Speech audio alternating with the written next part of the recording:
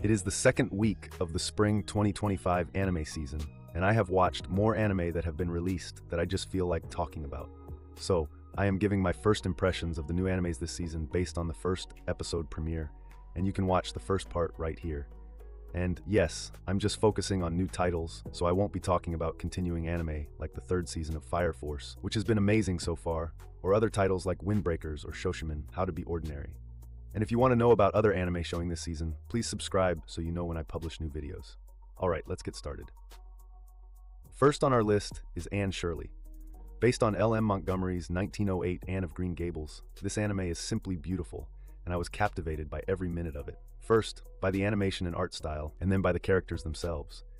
Anne Shirley, an orphan, was supposed to be adopted by Matthew and Marilla Cuthbert, but there was a mix-up because the duo wanted a boy child. Nonetheless, Anne spelled with an E, she insisted, captivated both Matthew and Marilla with her charm and her wild imagination that they're considering keeping her for a while. Not gonna lie, she even captivated me as well, and she dominates every scene she's in with her curiosity, her joy, and even her sadness. I'm not very familiar with the novel or the previous on-screen adaptations, but I'm already a fan based on this first episode. And if you are a fan of the original anime, the novel, and Montgomery's story in general, you should find a lot to love here. With this level of vivid production as the season continues, I can see Anne Shirley becoming one of the standout hits this season. What is Kowloon Generic Romance? You'd think it's just a romantic drama because of the on-the-nose title, and as I watched the first episode, I realized there is more to it, and you will see a mind-blowing plot twist at the end of this episode. In this nostalgic Kowloon walled city, a town that has decided to stay in the past and rejected anything modern, especially when you look up and see a giant structure floating in the sky. Our heroes, Reiko Kujirai and Hajime Kudo, two realtors, chit-chat and have not-so-obvious sexual tension as they work together. While Reiko craves all things new like the new cafe shop she wanted Kudo to take her to for lunch, Hajime, on the other hand, admires the nostalgic vibe of the rundown old city as if it reminds him of something or someone he lost, mostly seen whenever he looks at Reiko. I don't want to spoil it for you, so go watch it. Nonetheless, I was enticed by the nostalgic animation and art style of this one, with a visual look similar to animes from the 90s, and if you are like me, you will definitely enjoy this one. Recently, there's been a surge of middle-aged protagonists getting isekai'd or living in their fantasy world. From Old Country Bumpkin to Master Swordsman is one of them. This is the story of Beryl, a middle-aged man, not in his 30s but in his 40s, who once dreamed of heroic adventures but never left his hometown. Instead, he spent his life studying the sword and later passing on his knowledge to the village children and orphans who found their way to his dojo, who have gone out and made a name for themselves, all crediting their success to the mysterious and now legendary backwater swordsman, until one of them, the captain commander, used her nepotism ticket to draft him as a royal instructor. The trick here is that despite how he views himself as a slightly above-average swordsman, he is one of those people who grows stronger through teaching and is a darn good teacher to boot. I thoroughly enjoyed this story as is. I just wish they didn't make a harem around him. But it won't be a typical harem without waifus trying to jump on the MC's junk. Still, I had a blast with this episode, and though it's not topping the best of the season lists, it's still a fun, straightforward fantasy adventure with fun characters and exciting fights, which most times is more than enough. Another mystery anime this season is The Dinner Table Detective. Reiko is the daughter of the big-shot owner of the global business Hosho Group, but she has a well-known secret identity as a detective. The first episode with a murder at her uncle's party, which she has to solve with the help of her wacky partner, Inspector Kazamatsuri, and her foul-mouthed butler, Kageyama. Now, the first episode is not all that great and looks like the comedy, which feels forced, will get old with subsequent episodes. I'm not gonna lie, the first episode might be entertaining depending on your taste, so I say check it out and get a feel for it, because that's what I'm gonna do. Chinese animation or donghua have become mainstream, and To Be Hero X is its newest entry. The first thing that hits you with To Be Hero X is how insane it looks.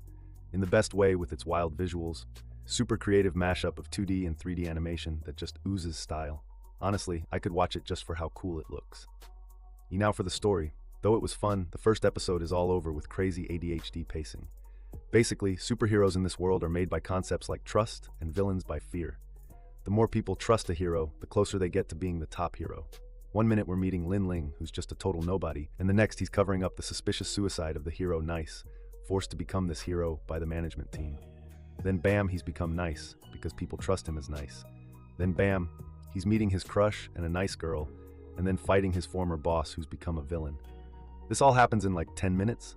It feels like the show's stuck on 1.5x speed or something. Now don't get me wrong, the story and characters could still hit later on. But right now, the visuals are doing all the heavy lifting. It's a gorgeous ride, no doubt. But let's see if it leaves more than just eye candy behind. From the creator of Cowboy Bebop, and comes Lazarus. To be honest, I was curious about this one, and then this first episode made me want more episodes. The setup is pretty simple. A genius doctor makes a miracle painkiller that literally everyone on Earth takes. Then, plot twist. He announces that this same drug is going to kill everyone in 30 days unless someone can find him. Pretty simple plot, and while the first episode showcases a stylish vibe, this is me hoping there's more to this story. It's either you roll with this over-the-top premise and enjoy the ride, or you hop off before it even starts. But man, the style is unreal, and the action scenes look like they were pulled straight from a blockbuster. Shout out to John Wick's Chad Stahelski, who's behind the fight choreography here. For now, the character Axel Gilberto doesn't have much depth yet. We just know he's got mad parkour skills and can escape any prison. But this is the first episode, and it sets up enough mystery to keep things interesting. Will the story actually make sense by the end? Who knows?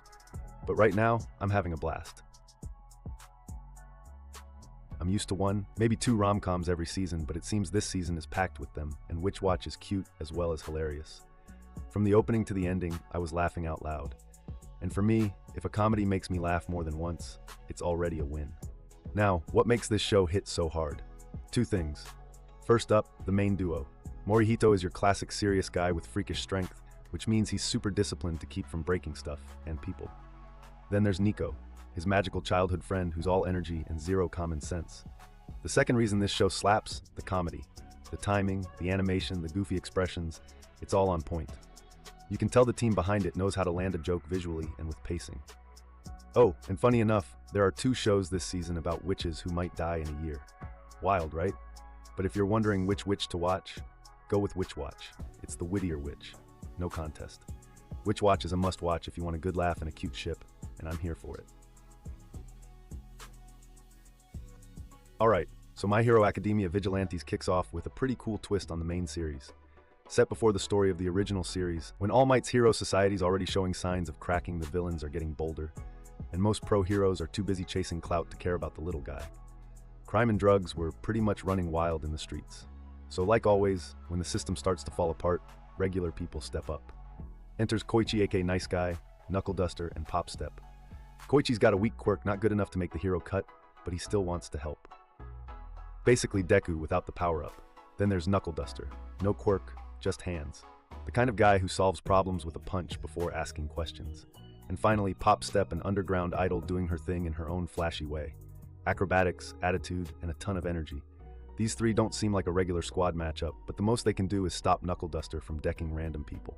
Overall, solid first chapter. It gives us a fresh angle on the MHA world, and the first episode is super likable. Feels early, but hey, let's see where it goes.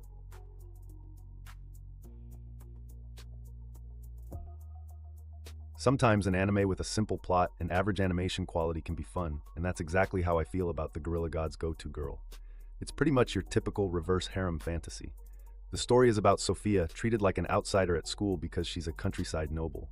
And just when things couldn't get more awkward, she gets blessed by an animal god, but not with something cool and elegant like an eagle that gives flight skill.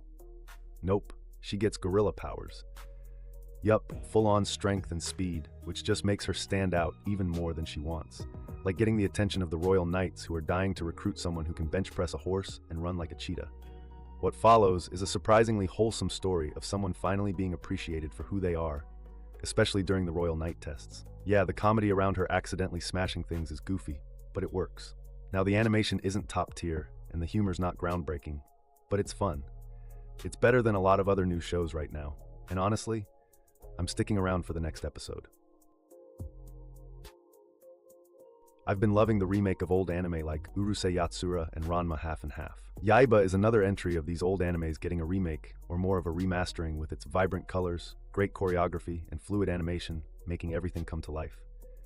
Yaiba was raised by his dad in the jungle, Tarzan style, and taught him nothing else but how to fight like a samurai in the most unconventional ways, like fighting with jungle animals. And this is where the story goes on overdrive. From Yaiba, his dad, and their pet tiger mistakenly getting shipped to Japan, fighting off airport security, meeting an old rival and his daughter, and then landing at their dojo where Yaiba kicks butt against the toughest student there, showing his jungle training actually paid off. And yet, I love the energy of this show. It's pure chaos. It's fast and loud, and Yaiba is constantly moving like he's on a sugar high 24/7. And while everything has got me hooked, the story is still a bit lacking, but I am seeing an ongoing rivalry that is going to test Yaiba's training even more. In any case, I will be here for the comedy and the fun. And you are like me, who is into wild energy and some throwback vibes, this one's worth checking out. So that's all the anime that I know of released this week. I'll be making another video of anime releasing next week, so hit that subscribe button and I will see you next week. Thank you for watching.